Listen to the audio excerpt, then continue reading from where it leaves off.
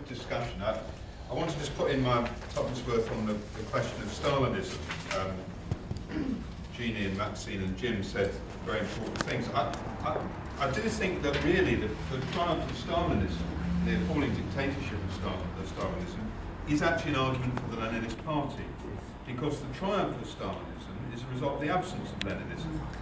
Not the presence of Leninism, but the absence of Leninism in terms of the victory of the revolution in other countries, principally in Germany.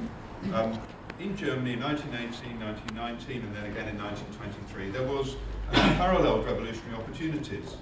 And if the revolution had spread to Germany, a very much more advanced society, the defamation of Stalin and the victory of the Stalinist bureaucracy would not have happened in Russia. Why didn't it spread to Germany? Not because of the lack of immense workers' activity. They did set up workers' councils, they did set up Soviets. The German Communist Party on its own, without involving anyone else, could call a demonstration of 300,000 people. Imagine if we could do that, call a demonstration of 300,000 people. Not just call a demonstration of 300,000 people, armed. They march with guns, for goodness sake. Now, imagine if you could do that. And yet the German Revolution failed. Why? Because of the actions of the lack of leadership of the German Communists. We haven't got time to go through it all. But really, all of the examples of totalitarianism in the 20th century are rooted in the failure of revolution rather than the attempt to have revolution. Stalin came to power because of the failure to spread the revolution. Hitler came to power because of the way in which there wasn't a revolution in 1923 in Germany. Franco in Spain came because of the failure of the Spanish Revolution of 1936. Mussolini came to power because of the failure of the great two red years of 1920-21 to see the working class come to power.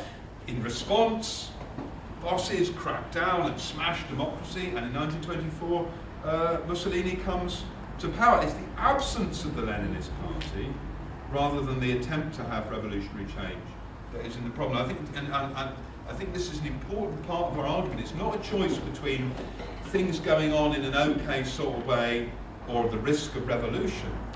Without revolution, capitalist society threatens to take us over the edge.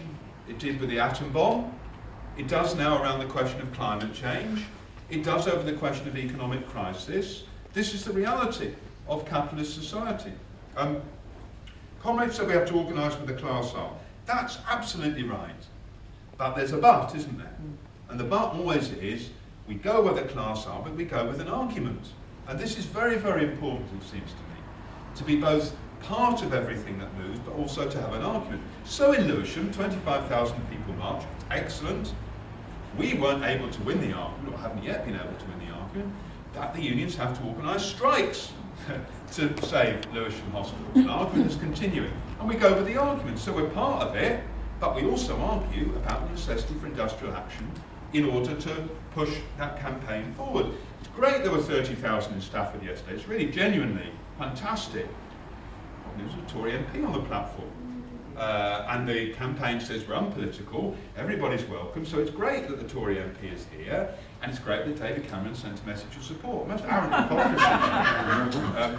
You know, I know MPs always do these bloody things, but for Cameron to send a message of support, against whom? The government, but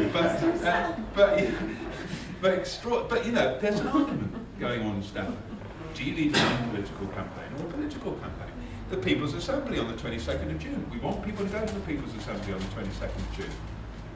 But we want there to be a discussion there about, very nice Mr. McCluskey to hear these speeches, and you Mr. Kenny and you Mr. Prentice, he's there. But come on, why aren't there strikes? We need to do things. So, you know, this is very important, it seems to me. With the bedroom tax, we want everybody in the room who's against the bedroom tax. But I've been to 3 bedroom tax meetings, and one of them was a quite big row about whether we should push the Labour Council to say there won't be evictions. It's an important argument, because you want Labour councillors in the room, by the way, because they're against the bedroom tax. They say, you know, and some of them genuinely are. Some of them are against evictions as well, very, very important. But others say, well, I'm against the bedroom tax, but we can't really say there won't be any evictions, because that's, you know, we'll get arrears and all the rest of it. Some of them are on the boards of housing associations, some social landlords of various types, to put them under pressure as well. They're probably the ones who evict first, by the way. So there's that argument. Another one I was at, there's an argument about whether you should actually block the bailiffs if it comes to it, rather than just say, well, we'll have verbal opposition. Third, there was an argument about immigrants. We're all against the bedroom tax, but the real thing is we should say the problem is there's too many people coming here from Eastern Europe, and that's why there's a pressure from housing. And we should say blame them, not us. Now, you have to take on all those arguments, and you can't duck any of them. And you have to be where the argument is, and be part of it, and genuinely not cut yourself off, and not argue in a way which means that no one will talk to you afterwards, but you have to take on the arguments. And you know, this seems to me is absolutely central to what we're doing at the moment. You see, the question of political clarity, a lot of the time it doesn't seem to matter. Who's the most popular person representing the left and the media at the moment? Owen Jones. Owen Jones, I'll be honest with you. I'm not trying to show off here, I did 7 television and radio interviews in the 2 days after Thatcher died, partly because there's a lot of media around now, so you know, they get so desperate they even ask me. Owen Jones must have done vastly more, I'm sure, than any member of the SWP did. Now, he puts across a decent argument. Quite often I think, yeah, Owen Jones, I'd hardly make any difference at all. The trouble is, Owen Jones believes that essentially we have to join the Labour Party.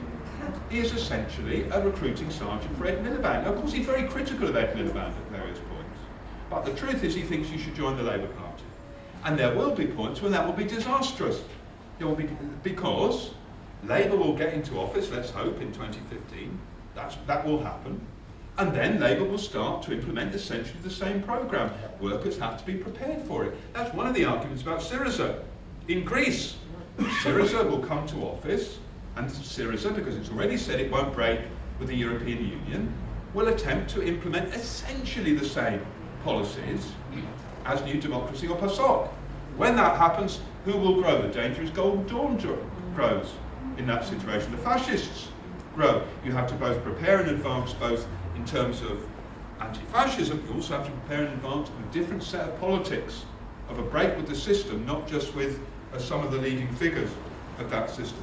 With the Socialist Party, look, we're involved with the Socialist Party in the Tusk electoral alliance. You know, wherever possible, we work in harmony with those sorts of people, genuinely about that. At the same time, things matter. It does matter. The Socialist Party believes you can have a peaceful revolutionary change in Britain. You can win a majority in Parliament, that will bring about transformation to socialism. Said very, very clearly in their publications if you dig deep enough. Now, does that really matter? We are neither on the verge of an insurrection in Britain, nor of getting a majority in Parliament. Does this really matter? Of course it matters, because it percolates down to how you have a vision of politics. They are soft on the trade union bureaucracy. Unless, if they have people in the bureaucracy, they're terribly soft on them. If they're not, they're ultra-left towards them. This difference flows from an understanding of what socialism is about, and about the self-activity of the masses. There is a difference between it. Doesn't mean we don't work with people, but we do have to point to differences about those sorts of questions. The question of being unpopular, we shouldn't look to be unpopular.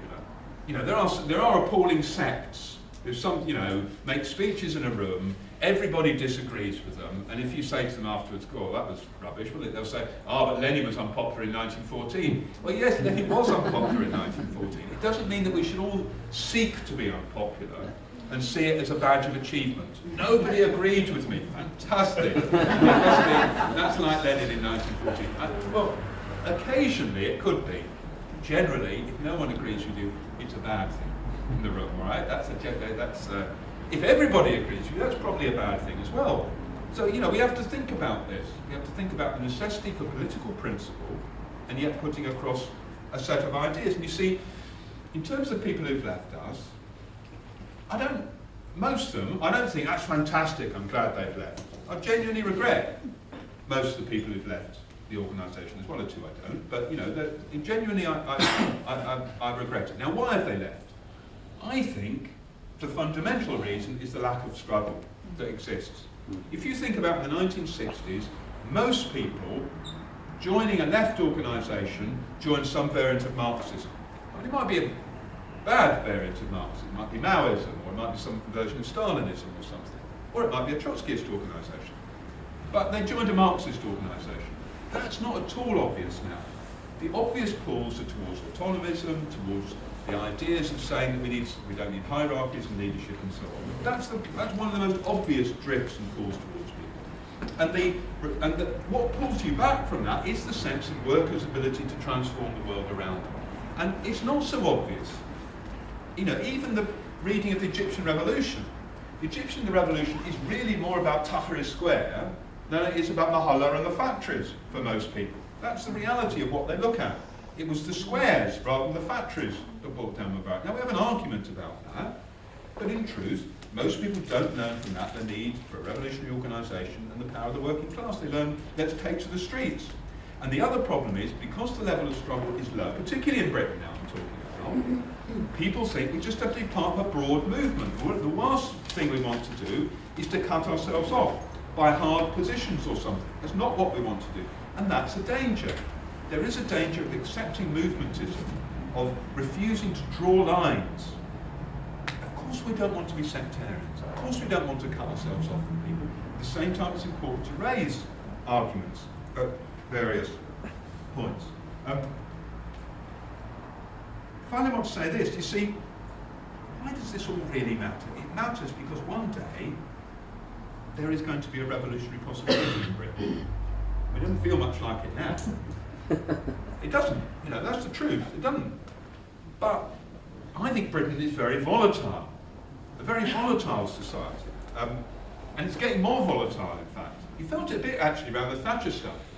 It's not true that the ruling class, I think, were rubbing their hands at the end of thinking that all went really well, and everyone now thinks Thatcher was wonderful. Actually, the stirring up of old class battles I mean, if you wanted to remember why the Tories were the nasty party, it was a very good way of doing it for lots of people, not just those of us who lived through it, but for lots of people outside that. It emphasised class division. You know, I don't know if you heard Dennis Skinner's speech in Parliament. The best line in it was where he goes, "This actually is all about class, isn't it?" And it's true, it was all about class. You know, 60% of people thought we shouldn't pay for the funeral of Thatcher, and 25% thought we did. And it was a divide about class, about where you are in society. Not about this ridiculous BBC definition of class, but it was about those who own and control and those who don't. It stirred up lots of memories, and Britain is volatile. 30,000 march in Stafford, 80,000 people vote for Jerry Hicks. The bedroom tax is actually the first time that the anti-austerity thing has felt a bit like the poll tax. I'm not saying it is like the poll tax, right? But you get just a whiff of that feel about it. Now, does that mean we're going to roll over into mass resistance tomorrow? It isn't, for all the reasons we know about the Labour Party, the trade union bureaucracy and so on. But there is a volatility about it. And because the cuts are still going to come in much sharper form, and at the same time you read in the Sunday Times Rich List today that the top 1,000 people have increased their wealth and now are worth £450 billion. £450 billion for 1,000 people. You know, more of these things drip out to people, and it's a volatile society. It doesn't mean it's going to be a revolution tomorrow, but one day there will be. There'll be an opportunity to do it. And the point is about whether we've organised in advance about it. And the problem in Germany, and the problem in Spain, and the problem far too often afterwards, has been that this argument about Leninist organisation, about being part of the struggle, but at the same time forming an independent organisation of revolutionaries, that was not won in advance. It was not won in advance.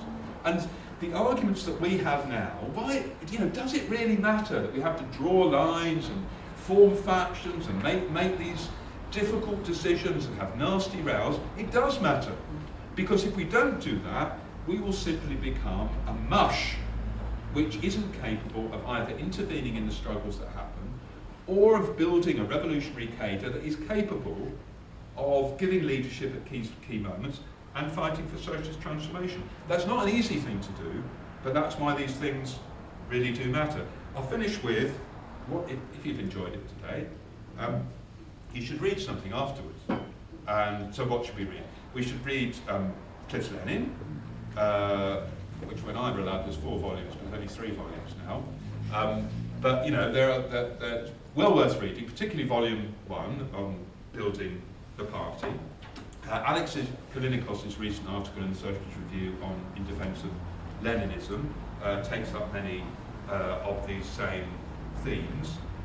John Molyneux's Marxism and the Party, which isn't in print anymore, but you can read on the internet or borrow from someone here, has very, very interesting series of chapters about Leninism and as part of a wider look at the question of Marxism and the party.